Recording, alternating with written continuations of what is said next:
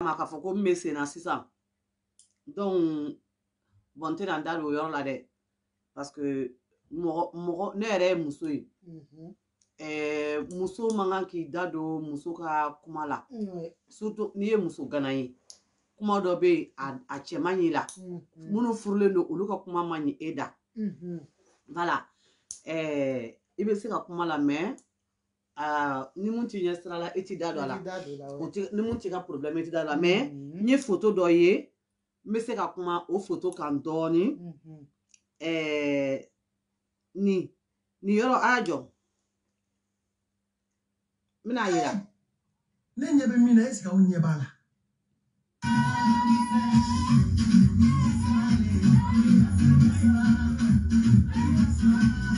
e ɲɛ b'a la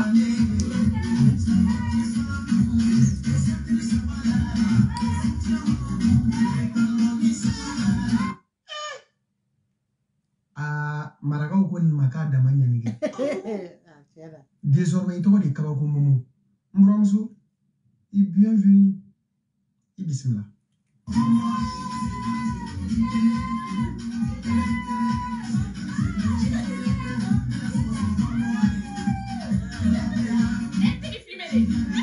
bon wali filɛ sa i ka mariage jarasa ne ba mun bɛ wari ni la mun bɛ ka wari di awara n tɛna n da don a la parce que mun bɛ ka wari di o yɔrɔ de la n bɛna kuma parce que n ye mun ye komi bɛɛ tun bɛ k'a fɔ ko nin tɛ kɔɲɔmuso ye ko nin tɛ Safi ka sinamuso ye bon an bɛ dugawu kɛ Safi ala ka a n'a dɔgɔnin kan bɛn ni tiɲɛ don a k'a bolo da dusu kan fɔbagajugu ala ka a kisi fɔbagajugu tɔɔrɔ ma parce que mɔgɔ caman bɛ yen nɔ olu bɛɛ dusu kasilen hali ne yɛrɛ filɛ Yasini filɛ ne ye a dusu kasilen don ne tɛ Safi dɔn mais n bɛ Safi kɔrɔmuso dɔn n'o ye Mamu Jɛma ye n y'a dɔn n ka jelimuso nɔfɛ photo dɔ filɛ n bolo sisan sa filɛ n ka tiroir kɔnɔ Mamu Jɛma de y'a di ne ma Faransi yan wala a photo filɛ n bolo a yɛrɛ photo ala ka hinɛ a la ala k'a da yɔrɔ sumaya o de y'a to Safi ka kuma caman bɛ fɔ n tɛ n da don a la k'a da kun mun kan n tɛ n da don a la k'a da a kɔrɔmuso ka kanali fɛ quoi en plus Safi cousine a fa a ba a wolowoloba ani cɛ min bi fa la o denmuso o ye ne terimuso ye Bata Kuyate Safi tonton Isa Kuyate ani tanti Marama ani tanti Bintu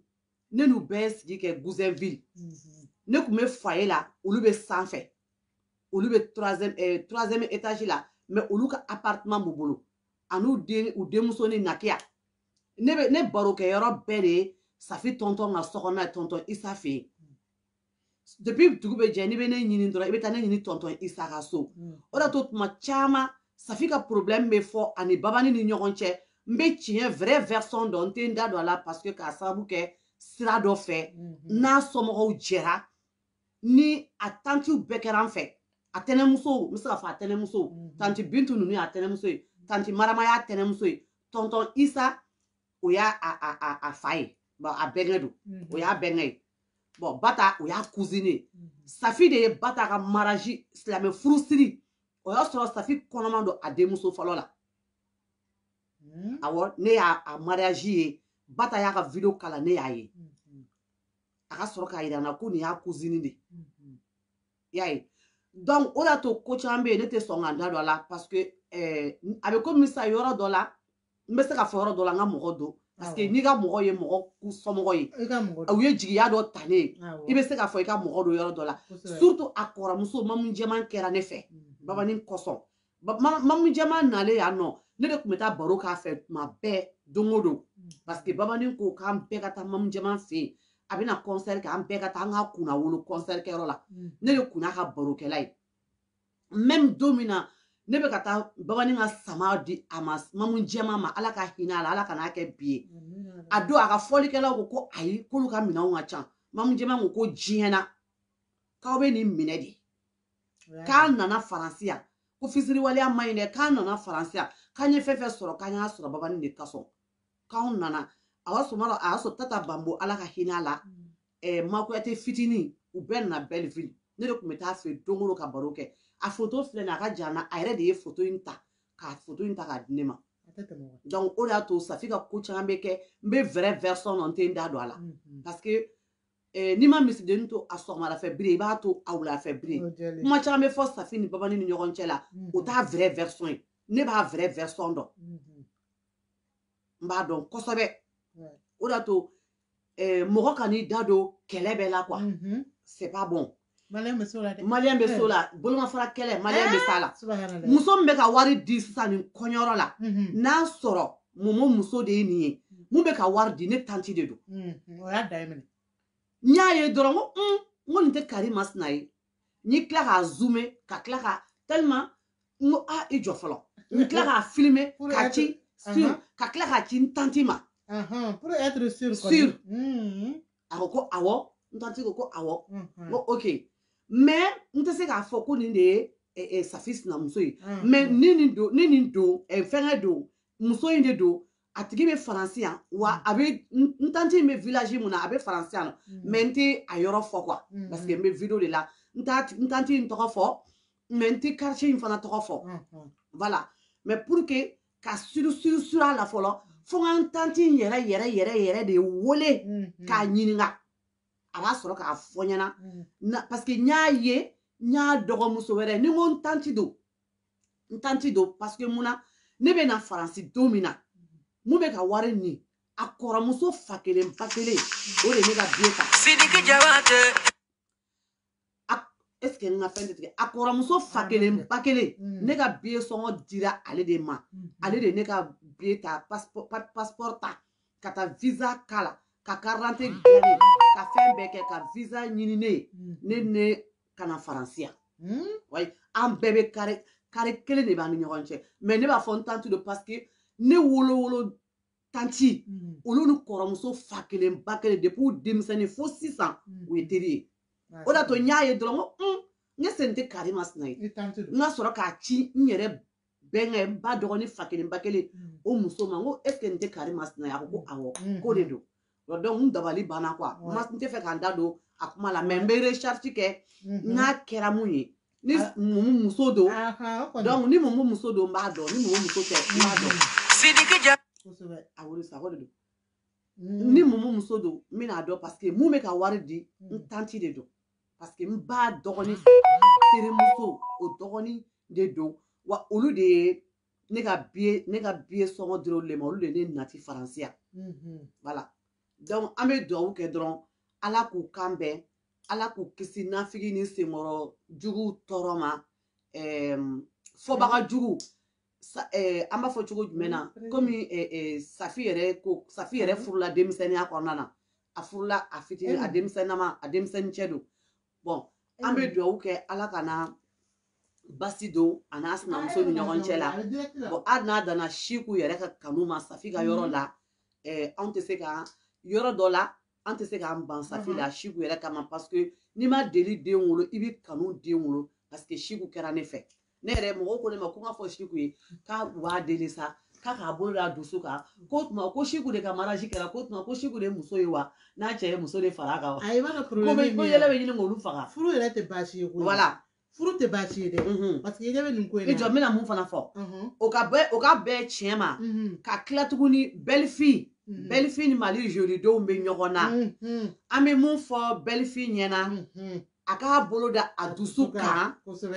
Mali jolidenw fana k'u bolo da u dusu kan parce que Mali jolidenw u bɛ yan bɛɛ de ye u tɛ yan mɔgɔ kelen ye donc belle-fille fana a bɛ yan bɛɛ de ye ni kɛlɛ bɔra yɔrɔ yɔrɔ belle-fille bɛ na a bɛ labɛnni kɛ mɔgɔw ni ɲɔgɔn cɛ la mɔgɔ min don mɔgɔ jugu tɛ mɔgɔ ɲuman de belle-fille ye mɔgɔ ɲuman de don mɔgɔ jugu tɛ belle-fille ka tɔɔrɔ tɛ se mɔgɔ si ma bon Mali jolidenw fana ne t'u dɔn mais ne bɛ mɔgɔw dɔn minnu bɛ a fɔra ne ye minnu bɛ Mali jolidenw kɔnɔna na n'u photos cira ne ma a don photo 2 mais n bɛ mɔgɔ kelen kɔni dɔn a tanti tun bɛ si ne ka so kɔnɔ yan i y'a mɛn n y'o f'i ɲɛna a ko ne ma k'ale ɲɛsi de don k'a bɛ Mali jolidenw na o kɛra depuis il y a 2 ans sisan donc mais ka tila tuguni mɔgɔ damadɔ fɔra minnu bɛ Mali jolilen kɔnɔ olu yɛrɛ dɔw bɛ yen u ni babani ye teri ye u baw dɔ bɛ yen u ni babani ye teri ye donc Mali jolilen tɛ se ka dɔ fɔ mɔgɔw u ma parce que a fɔra mɔgɔ minnu b'a kɔnɔ olu dɔw bɛ yen olu ye ne ka mɔgɔw ye voilà n t'u dɔn dɛ contact tɛ n'u cɛ foyi foyi tɛ n'u cɛ mais n ka kojugu kumakan jugu tɛ s'u ma parce que a fɔra minnu b'a kɔnɔ ni n ka kojugu sera Mali jolidenw ma n tɛ s'u ɲɛ dɛ o fɔ ka da kan dɛ ni n ka ko sera olu ma a bɛ komi n ka ko sera u ba ma a bɛ komi n ka ko sera u tantiw ma parce que u tantiw sira n na so u da y'a fɔ n ɲɛna photo dɔw cira n ma fana k'a confirmer mais n tɛ n da don o la an bɛ a fɔ dɔrɔn Mali jolidenw u k'u bolo da u dusu kan u ni belle-fille ni ɲɔgɔn cɛ c'est vrai an b'a dɔn u ka artiste ye Safi ye ni ko bɛ Safi kan a bɛ digi u la a b'u tɔɔrɔ o ye tiɲɛ ye an b'a fɔ u ni belle-fille u ka bɛn a la u kana kojugu u kana a essayer ka kɛlɛ quoi mɔgɔ wɛrɛ ka yɛlɛ an ma an bɛɛ ye maliyɛn de ye Safi ka a ka nin fɛ ne tɛ dɛ mais mɔgɔ caman bɛ yen mun bɛ ne ka entourage la a digir'u bɛɛ la ni yɛrɛ filɛ nin a digir'a la voilà a yɛrɛ dusu kasilen don kojugu a bɛ se ka kuma sisan muso furu ko tɛ ko ye muso furu ko tɛ baasi ye mais ka nin ko in ta ka ampleur kɛ tantɔ vraiment o de kɛra problème ye sinon Safi cɛ silamɛ don silamɛden don a b'a ta fo 4 mɔgɔ yɛrɛ bɛ Mali kɔnɔ minnu b'a ta fo 6 badi de olu bɛɛ fɔra an ɲɛna mais ko n'a kɛcogo de don ni mama y'a kɛ ji bɔnnen tɛ se ka cɛ o a kɛra mais mɔgɔw bɛ k'o kɛ o b'a fɔ k'o ye fagali ko de ye o tɛ la o muso ka furu Mali la o muso filanan o a fɔra Safi de la wa ou bien Safi y'a fɔ de k'ale cɛ ka n'a sigi bɛɛ diɲɛ bɛ ɲɛna ko Momo tɛ muso fila fara ale kan muso wɛrɛ fara ale kan Safi y'o de fɔ wa donc ko dɔw bɛ yen an ka sabali quoi et puis minnu bɛ k'a gintan n'an fɛ an bɛɛ ye muso de ye den b'an bɛɛ bolo a kɛra Safi la bi a diyara dɔw ye a ma diya dɔw ye mais jɔn bɛɛ ni dakan de don muso fila ta ou bien muso sinamusoya o fana ye dɔw dakan de la ɲagarila ko tɛ foyi ko tɛ Safi kana mɔgɔ jaabi dɛ kana kuma mɔgɔ fɛ dɛ i bɛ cogo min wa nin kana fɔ fɛnɛ k'a fɔ k'a bɛ dɔ bɔ i n'i cɛ ka kanu na au contraire nin ka ɲi ka dɔ fara i n'i cɛ ka kanu de kan muso fila ta o tɛ foyi tiɲɛ o tɛ foyi kɛ i yɛrɛ ka interview dɔ bɛ yen n y'a lamɛn yanni bi kun ka se ko sinamuso b'i ba la n y'o histoire mɛn don min na n yɛrɛ ko n ko ayi n k'a banna n ko n t'a dɔn mɔgɔw fana bɛ min ɲini na du fɛn fɛn bɛ Mali kɔnɔ sinamuso du de don sinamuso du de don donc an ka fara ka nin ta ka nin kɛ i b'a fɔ ko ayi ko diɲɛ wuli ko de don diɲɛ wuli ko tɛ Momo y'a kɛ cogo min a kɛcogo problème dɔɔni donna la Momo k'a fɔ Safi ye n bɛ muso fila ta effectivement dɔw ko n'i y'a ye a m'a fɔ k'a n'a m'a bonya k'a siranna de ne ma sɔn o kuma ninnu ma n'a ma ye k'a fɔ k'a ye silamɛ ye k'e k'i ye silamɛ ye a dun fɔlen don k'a dagalen don donc siranya t'o la bonyako kuma t'o la i b'a kuma fɔ de i b'a kuma fɔ a ye de an ko tɛ dɛ parce que réseaux sociaux in kan fɛn bɛɛ nana bi na réseaux sociaux kan donc Safi n dɔgɔnin Guinéen mana jan di i kunkolo kɛ tango fɛ ye a kɛ nati ye k'a lata i kɔfɛ kana kuma mɔgɔ fɛ dɛ min ye belle-fille ye belle-fille Mali jolidenw belle-fille kungo tɛ wuli yan ne m'a essayer k'a arranger n'a ma arranger a b'a arranger a y'a fɔ cogo min kungo tɛ wuli jamana in kɔnɔ belle-fille fo dɔw delila k'i nɛni belle-fille mais o bɛɛ b'i da don n'i ye fɛn o fɛn i b'i da don a la i b'i da don a la wa i b'a ɲɛyɔrɔ de wa i b'a fɔ fɛnɛ hali n'a y'a sɔrɔ a tigi jo t'a la de i tɛ fɛ mɔgɔ wɛrɛ jamana wɛrɛ da ka don a la parce que c'est le problème interne mɔgɔ wɛrɛ da man ɲi ka don a la e belle-fille ala k'i sara Mali jolidenw aw bɛ jɔyɔrɔ min na Mali jolidenw Safi y'an bɛɛ de ta ye ladilikan min mana na fɛn min kɛra a y'an bɛɛ choqué a digira an bɛɛ la mais ni da donna na problème interne n'o ye an kana ɲɔgɔn attaquer tan aw fɛnɛ bɛ jɔyɔrɔ min na bi na a kɛlen don bɛɛ ɲɛna donc an b'aw deli a y'aw bolo da aw dusu kan aw bɛɛ bigini bagaga wa i bagaga i ɲuman nana yan i kɔlɔsi dɛ yanni ko faransi ye yanni dandugu ye ne bɛ kuma na faransigaw de b'i wele k'i nana dɛ u b'i wele k'i ka d'u ye dɛ u b'i ta téléphone na dɛ o y'a sɔrɔ dɔ bɛ kɛrɛfɛ i ka fini kutu kɛ tɛmɛ ka kuma ye donc o yɔrɔ la parce que u kɛlɛla bigini de nɔfɛ bigini abusi nɔfɛ abusi filɛ ne b'a dɔn parce que a ye fɔli kɛ babani nɔfɛ ne bɛ abusi dɔn vis-à-vis an ye baro kɛ n b'a dɔn don min na babani bɛ taga fɛn kɛ Selima fo kɛ Sumana yɔrɔ Tarawele kun bɛ don min na arasa mɔrɔmɔrɔ de kun bɛ Abusi kun a don seli don an bɛ k'a lajɛ tuma min na télé la yɔrɔ min dɔrɔn an bɛ k'a lajɛ dɔrɔn Abusi y'a ye dɔrɔn ko a ka arasa bɛ dɔrɔn o dugusɛjɛ a taara kunkolo di ka bɔ a la o y'a sɔrɔ a ma bigi ni furu fɔlɔ donc ne bɛ Abusi dɔn mais jeliw ka milieu la n tɛ n da don a la parce que n ye hɔrɔn de ye ni fɛn fɔra babani ma mun tɛ tiɲɛ ye n bɛ mun tiɲɛ dɔn ni bɛ bɔ k'o kuma fɔ n bɛ bɔ k'o fɔ parce que n b'a dɔn n bɛ babani dɔn kosɛbɛ i y'a ye a ye ni mɔgɔ caman yira n na fɔlɔ ni tun b'a fɔ ko Aja pour que mɔgɔw ka ne dɔn i b'a fɔ ko babani ka Aja mɔgɔ caman ne y'o de fɔ ne dɔnnen don k'a sɔrɔ réseau tɛ ne dɔnnen don tɔgɔ bɛ ne na k'a sɔrɔ réseau tɛ wa tɔgɔ ɲuman b'i la tɔgɔ jugu b'i la parce que mɔgɔw dɔ bɛ yen nɔ u bɛ tɔgɔ jogo dɔ da i la babani yɛrɛ ka kuma ko danaya man jugu kɛ sɔn ye de ka jugu donc an bɛ mun fɔ Mali jolidenw ani belle-fille ye aw ka bɛn parce que aw bɛɛ de bɛ kɛlɛ kelen na aw bɛɛ de ka artiste don aw de dɔgɔninw don aw de sinjiw don aw de balimaw don donc aw kana essayer ka ɲɔgɔn afficher ka kɛlɛw dɔ kɛ a man ɲi dugu wɛrɛ mɔgɔw bɛ yɛlɛ an na quoi bɛɛ ka vie privée i ka vie privée de ne y'o de fɔ ni jogo jugu bɛ ne na ni jogo ɲuman bɛ ne na ni jogo a bɛ se ka kɛ jogo ɲuman jogo jugu bɛ ne na mais e mun bɛ ne ta fɔ mun bɛ e la o ka jugu ni ne ta ye e min b'i sigi ka mɔgɔ wɛrɛw ka vie privée fɔ i b'a sɔrɔ olu tigilamɔgɔw ka vie privée ka wusa ni e ta ye n y'o de fɔ Mali la an tɛ quartier kelen na mais i b'a sɔrɔ e ni dɔ bɛ quartier kelen na o bɛ ne dɔn o bɛ ne ye e nɔfɛ dɔrɔn o bɛ ne wele kari i me fie kari la a man ɲi a jogo bɛ taa a bɛ kɛ anw yɛrɛ filɛ mɔgɔ caman b'anw wele u b'anw ye jɛkulu dɔ la u b'anw ye mɔgɔw dɔ nɔfɛ u b'anw wele yɔrɔnin kelen tout de suite a y'aw kɔrɔsi kari la dɛ Yasini filɛ nin u b'anw wele aw y'aw kɔrɔsi dɛ an y'aw ni kari ɲɔgɔn bolo nin man ɲi dɛ nin bɛ tan nin bɛ tan nin bɛ tan nin bɛ tan Safi e y'i jɛ o i furula denmisɛnninya la mais musow bɛ yen nɔ u furula ka don u cɛla la u kɔnɔma de donna mais i b'a sɔrɔ cɛ bɛ den reconi parce que a b'a muso fɛ ka sɔrɔ den in t'a a yɛrɛ den ye o caman de bɛ yen nɔ an b'olu kalama mɔgɔw dɔw bɛ yen yɛrɛ u somɔgɔw y'u baw la k'a da mun kan mun na parce que u ba bɛ furu don min na ka don so kɔnɔ fa den mun b'u ba kɔnɔ u fa den tɛ jagoya hali n'i kɔrɔbayara cɛ somɔgɔw b'a don i kulo la u b'a don i ba kulo la u b'u ba i la a bɛ fɔ dɛ donc an bɛ mun fɔ dɔrɔn ala ka Safi ni ne a tiɲɛ don ala ka n'a dɔgɔnin kan mɛn a mana kɛ cogo cogo ale de farala Safi kan Safi dɔgɔnin de don ale tɛna kɛ Safi kɔrɔ ye donc tasuma cɛla minnu bɛ yen ni dɔ siɲɛ falen b'aw bolo tasuma la wa u ka du kɔnɔna a ye ji k'a la olu yɛrɛ ka du kɔnɔna a ye ji k'a la walayi Safi mɔgɔ bɛ n'a f'i ɲɛna a yɔrɔ si kɔni y'a ta fɔ Siko Aja denkɛ sabali bolo dɛ Adisa saba somɔgɔ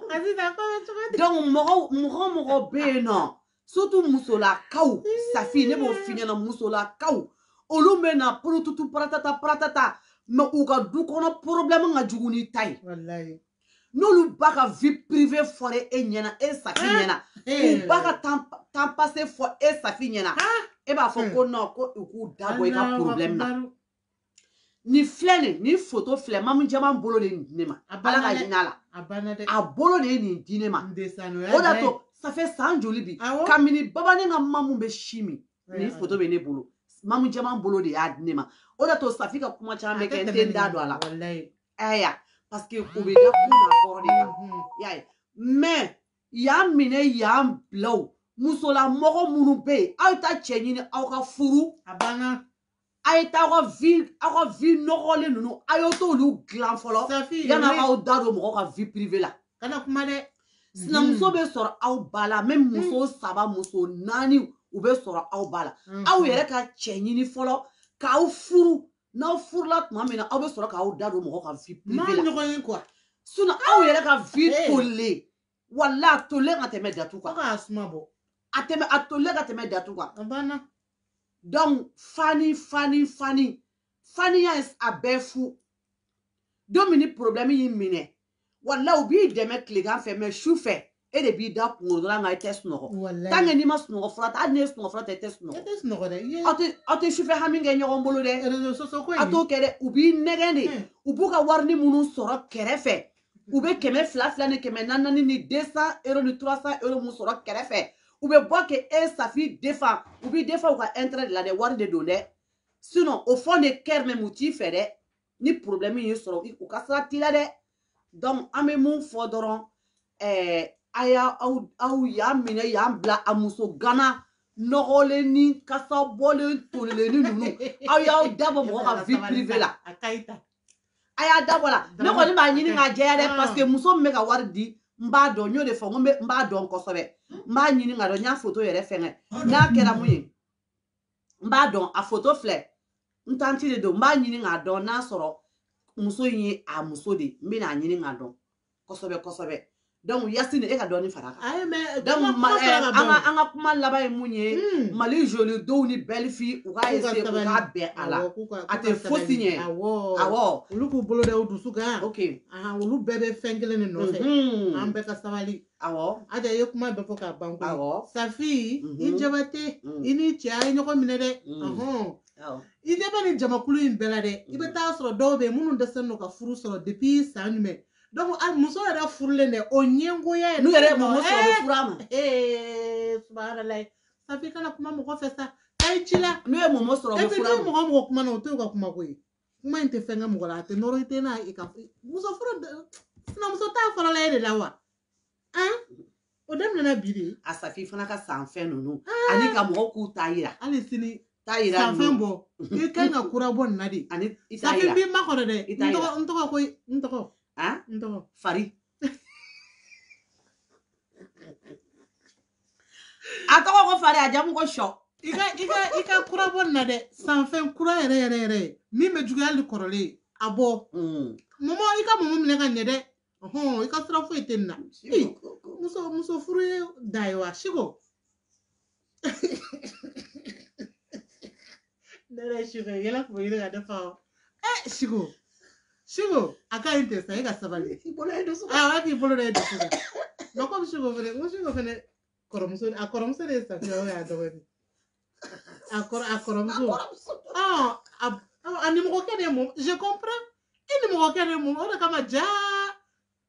mɔgɔ kana da don Siko ni mɔmɔ cɛ la a nimɔgɔ de don Siko ta i tɔ la i nimɔgɔ don n y'a faamu sisan i nimɔgɔ de don mɛ sabali i bolo da e dusu kan ok o de kun don komi n ye photo ye n y'a fɔ u bɛ ka fɔ ko nin tɛ mɔmɔ muso ye mɛ mɔgɔ min bɛ ka wari di n b'a dɔn n dɔnbaga de don n ko bɛna n bolo da kisɛ kan n'a kɛra mun ye ne b'a fɔ Yasini ɲɛna o de fɔ ni mɔgɔ muso de y'o ye n'a muso tɛ ne kɔni bɛna dɔn parce que mɔgɔ fila kɔni bɛ yen ne b'olu dɔn kosɛbɛ kosɛbɛ wari di u bɛ kɔɲɔyɔrɔ in na n b'u dɔn donc an ka duwawu kɛ Ala ka tasuma kɛ bɔ a kan quoi jisuma bɔ a kan Ala ka jisuma ka bɔ an ka taa ni misiki tasuma foyi kana kɛ nin kan tugun a ka ɲi ten mais Ala k'an sɔn si ni kɛnɛya la si de bɛ mɔnɛ bɔ Ala k'an sɔn Safi Ala ka si ni kɛnɛya d'i ma walahi n dɔgɔnin i ni mɔmɔ Ala ka si ni kɛnɛya d'aw ma da in tɛ foyi kɛ Ala ye min kɛ o wasara Ala ka dɔ fara i ka succès kan hali bi Ala ka nin k'i ka succès wulilen sanfɛ bɔ dɛ n tɔgɔ Yasini sanfɛ kura bɔ ka na dɛ Yasini Fari ani Ada Darame Yasini Fari n bɛ k'a makɔnɔ Yasini Fari belle fille a y'aw bolo aw dusu ka aw ka nin mankan ban i y'a mɛn belle fille Yasini bɛ tila k'i wele sɔgɔmada la ne yɛrɛ y'i ye cogo min na ne yɛrɛ dɔ de ko ne ma ko belle fille ni joli denw bɛ ɲɔgɔn na ne ko k'a bɔ a tigi sɔnna k'a ci ne ma ne tɛ ka film ninnu lajɛ o donc a ka sɔrɔ k'a ci ne ma belle fille bolo ye dusu kan belle fille bɛ ɲɛli de fɛ a bɛ ɲɛli de fɛ fɛn fɛn mana bɔ a bɛ bɔ a bɛ ɲɛli de fɛ kɛlɛ mana kɛ belle fille bɛ lasabali de kɛ wala a bɛ sabali de kɛ donc an kan ka fɔ belle fille ma bravo mɔgɔ sɛbɛ don a tɛ kɛlɛ fɛ réseau kan n'i y'a bɔlen ka kuma fɛn fɛn la i b'a sɔrɔ o ko tɛmɛna a bɛ dan kan quoi voilà donc o yɔrɔ la belle fille i ni Mali joli don aw kana kɛlɛ awɔ aw bɛɛ ye maliyɛn den a ye sabali aw k'aw bolo da aw dusu kan ayiwa ala k'a nɔgɔya awɔ san wɛrɛ fana an ka sɔrɔ ko jelimuso dɔ fana cɛ sabanan furu bɛ fila fɛn de ko ten ouverture bɛ jaw ko ten ko dɔw kɛlen ka sabanan ni filanan ni naaninan ta n ko naaninan bɛ dɔw bolo dɔw ye naaninan ta sisan i bɛ taa sɔrɔ duurunan yɛrɛ bɛ cɛw bɛ yen mako kelen faamu cɛw la dɛ i jɔ a bɛna kɛlɛ tigɛ sisan ayiwa n da t'o la cɛw mako kelen faamu aw la dɛ musow bɛ yan fɔlɔ ni musow bɛ yan a ye kɛri ba de bila n ka ye n bɛna dɔ fɔ cɛw ma ayiwa ko ni musow bɛ yen k'a ye kɛri bila musow n'aw bɛ a ye kɛri bila n ka ye fɔlɔ yanni ka kuma cɛw ma parce que cɛ min bɛ ka fɛrɛ an ma koyi i ye kɛri nalen mais cɛw de bɛ ka kɛri bila cɛw de bɛ ka kɛri bila non Annabelle ko bɛ cogo Annabelle musow tɛ ka kɛri bila musow tɛ ka kɛri bila musow la musow taara ni musow bɛ a ye kɛri bila dɛ parce que i b'a dɔn ni muso ko in ala silamɛya ko kuma mana wuli n'i ye cɛw ye muso furu la dɔrɔn ko ye silamɛw ye ko silamɛya y'a fɔ silamɛya y'a fɔ a mana se muso filanan furu ni muso sabanan furu ni naaninan furu ma cɛw bɛ wuli k'u jɔ ko Morobo Jabate tɛna woro bɔ ne nɔfɛ a banna k'olu ye silamɛw ye ko silamɛya de y'a fɔ ne ko